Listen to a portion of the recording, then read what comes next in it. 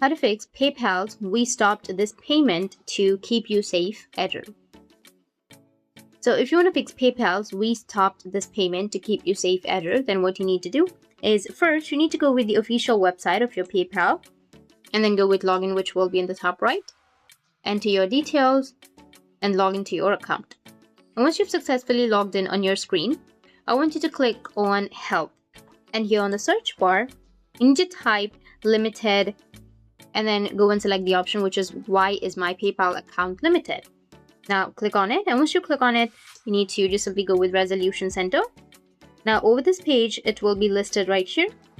If they will be needing any documents or any other information or extra steps for you to verify, you need to confirm your account. But if there's nothing showing up, just like this, then you're good to go. Now, if that doesn't work on your case, then the last step would be to go to your wallet section, which is right here. Click on your wallet and verify your account. If you've not verified your account, then you might find this kind of interface or you might find this kind of problem. Just simply go and verify, go with the verifying process, which will fix your payment issues that you're currently experiencing in your PayPal. And that's it. And if you have any questions, feel free to comment below. Thanks for watching.